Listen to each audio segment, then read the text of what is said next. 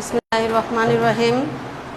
প্রিয় শিক্ষার্থী বন্ধুরা, অনলাইন ক্লাসে তোমাদেরকে স্বাগতম, শুভেচ্ছা ও অভিনন্দন। সাথে আছি আমি মারজান জামান আক্তার, সহকারী শিক্ষক, চন্দ্রপ্রসাদ কোঅপারেটিভ হাই স্কুল। প্রতিদিনের মতোই আজকে আমি তোমাদের জন্য নিয়ে আসছি একটা নতুন শব্দ, কিন্তু আসলে নতুন না, কিন্তু এটা তোমরা জানো, খুবই পরিচিত, যার নাম হচ্ছে কারক। এটা ব্যাকরণের বা শব্দরূপ তথ্য বিষয়টায় আলোচিত হয়। এখন আজকে এই কারক নিয়ে আলোচনার মাধ্যমে তোমরা শিখবে কারক কাকে বলে, এটা তোমরা জানতে পারবা, কারকের প্রকারভেদ সম্পর্কে জানতে পারবা এবং কারক নির্ণয় করতে পারবা। তাহলে শিক্ষণফল, আসো আমরা শিক্ষণফল দেখি।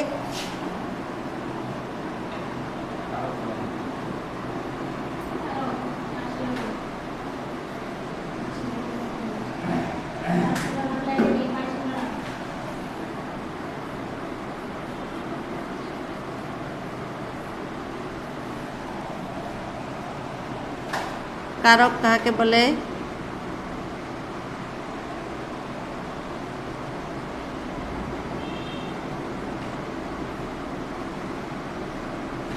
বলে জানতে পারবে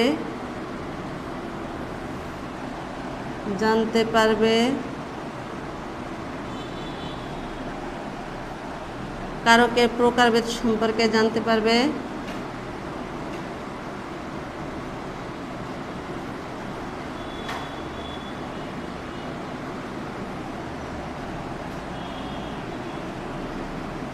তিন নম্বরে কারক নির্ণয় করতে পারবে।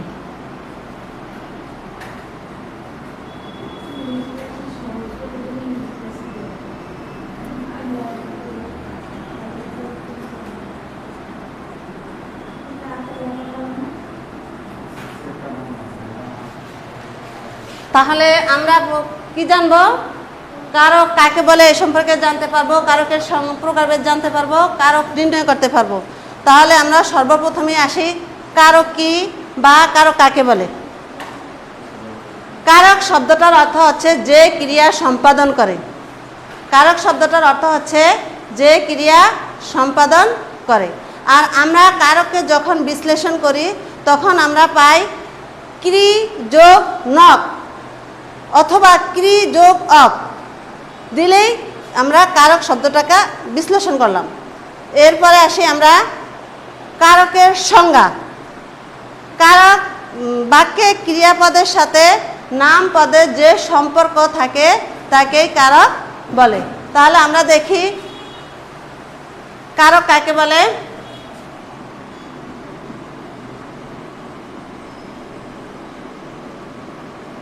এই অবস্থাকে করুন। বাক্য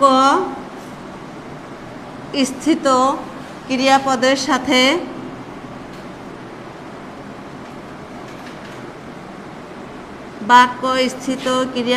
সাথে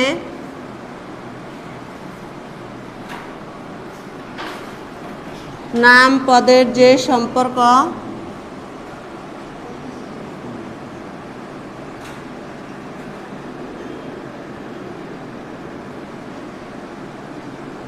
থাকে তাকে কারক বলে। কারক বলে অর্থাৎ বাক্যে ক্রিয়া কাদের সাহায্যে কাজ করে এবং কাদেরকে দিয়ে কাজ করাইছে এবং কাদেরকে দিয়ে কাজ করবে, এগুলির মধ্যে পারস্পরিক সম্পর্কই হচ্ছে কারক। বিভিন্ন ভাষাতত্ত্ববিদগণ বিভিন্নভাবে কারকের সংজ্ঞা দিয়েছেন। তার মধ্যে ডক্টর সুকুমার সেন বলেন, বাক্যে ক্রিয়ার সাথে যে পদ সংশ্লিষ্ট থাকে তাকেই কারক বলে। ডক্টর সুকুমার সেন বলেন,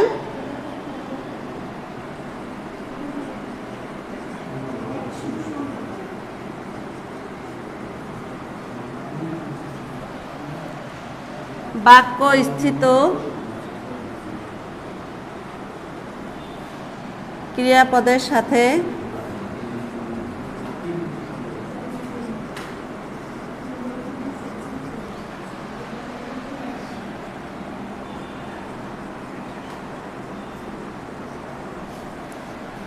যে অন্যয় বা সম্বন্ধ থাকে তাকে কারক বলে। এরপরে আমরা দেখব কারকের প্রকারভেদ।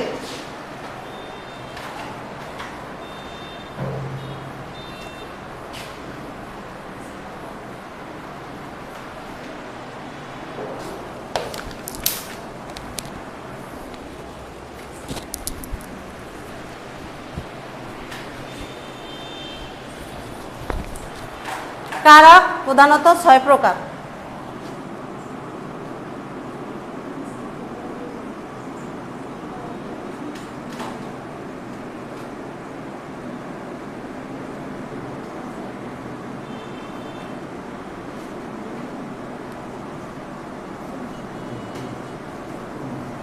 যথা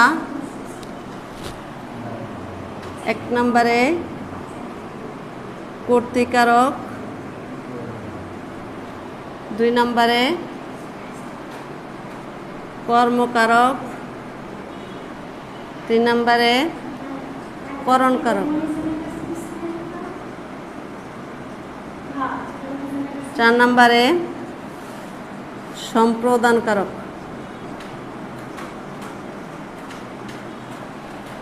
5 নম্বরে অপাদানকারক,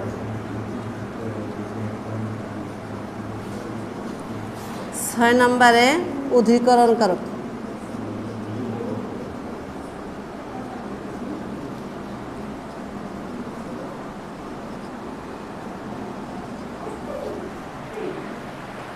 তাহলে প্রথমে আসছে কর্তৃকারক। যে পদ বাক্যস্থিত যে পদ ক্রিয়া সম্পাদন করে তাকে কর্তৃকারক বলে। বাক্যস্থিত যে পদ ক্রিয়া সম্পাদন করে তাকে কর্তৃকারক বলে।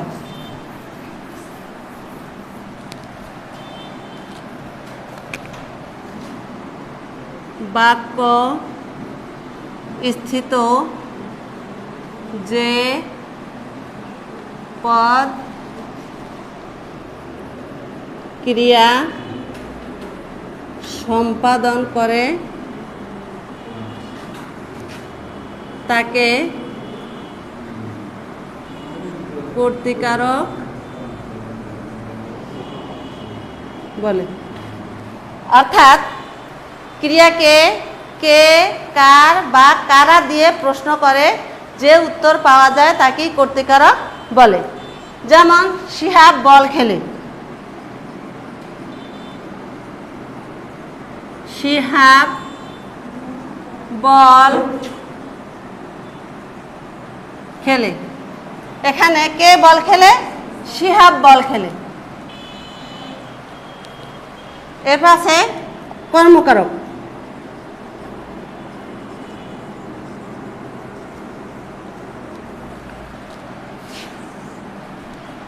কর্তা যাকে আশ্রয় করে, কর্তা যাকে আশ্রয় করে ক্রিয়া সম্পাদন করে তাকে কর্মকারক বলে। কর্তা যাকে আশ্রয় করে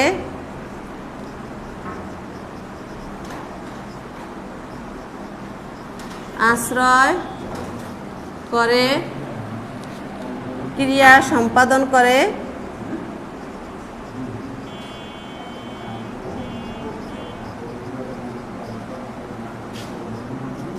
তাকে কর্মকারক বলে। কর্তা যাকে আশ্রয় করে ক্রিয়া সম্পাদন করে তাকে কর্মকারক বলে। যেমন সাহেব বই পড়ে।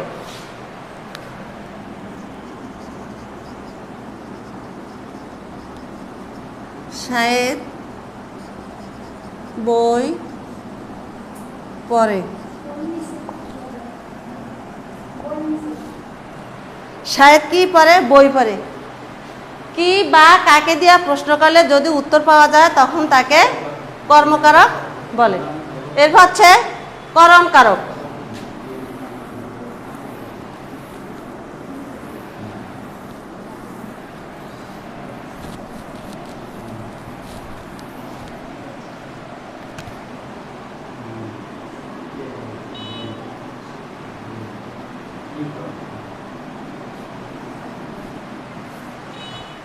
কিসের দ্বারা, কিসের দিয়ে, দ্বারা দিয়ে কর্তৃক, দ্বারা দিয়ে কর্তৃক দিয়ে যদি ক্রিয়া সম্পাদন করা হয় তাহলে তাকে করণ কারক বলে। অর্থাৎ কর্তা যার দ্বারা ক্রিয়া সম্পাদন করে, কর্তা যার দ্বারা ক্রিয়া সম্পাদন করে, কর্তা যার দ্বারা ক্রিয়া সম্পাদন করে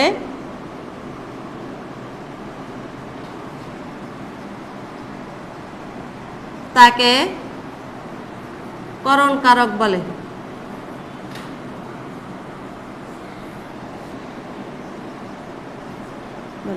করণ শব্দের অর্থ হচ্ছে যন্ত্র।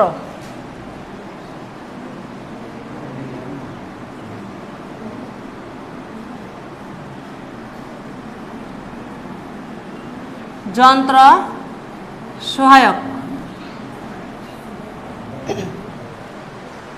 যেমন আমি কলম দিয়ে লিখি,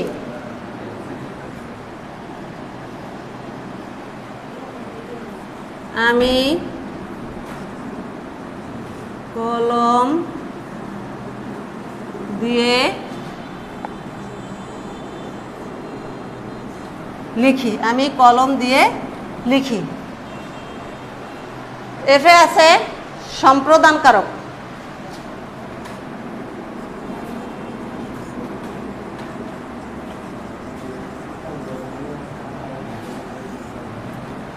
সত্য ত্যাগ করে কোনো কিছু প্রদান করা, সত্য ত্যাগ করে কোনো কিছু প্রদান করাই হচ্ছে করণ কারক।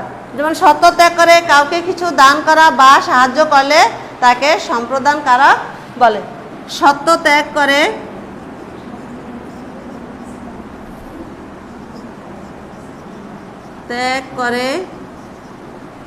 কাউকে কিছু সাহায্য করা,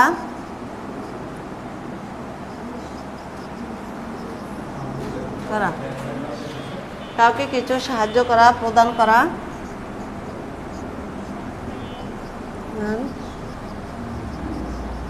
করাকে সম্প্রদান কারক বলে।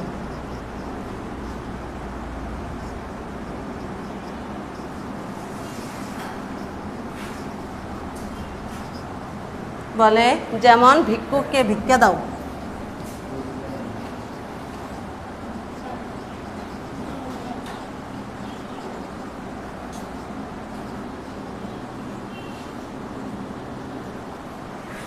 দরিদ্রকে সাহায্য করো,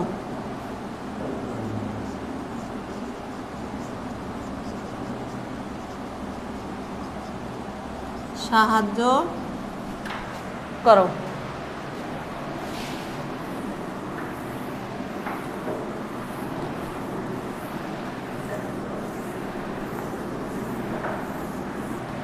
এরপরে আছে অপাদান কারক।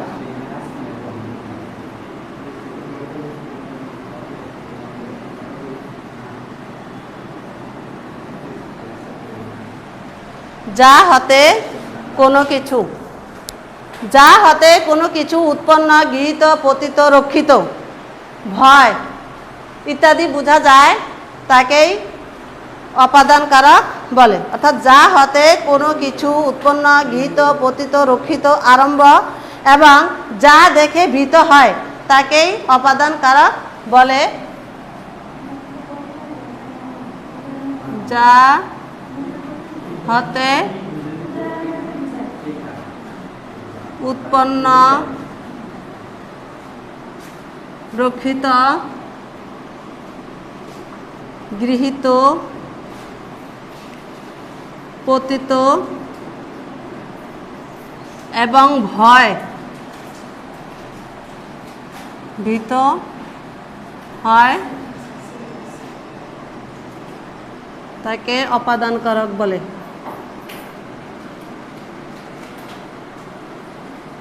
কারক বলে যেমন তিলে তৈল হয়, তিলে তৈল হয়, বনে বাঘের ভয়। এরপরে আছে অধিকরণ কারক। অধিকরণ কারক হচ্ছে ক্রিয়ার আধার, আধার মানে স্থান, ক্রিয়ার আধারকে অধিকরণ কারক বলে।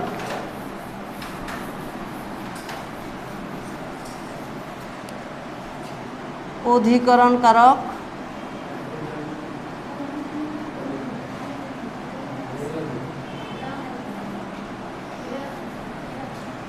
ক্রিয়ার আধারকে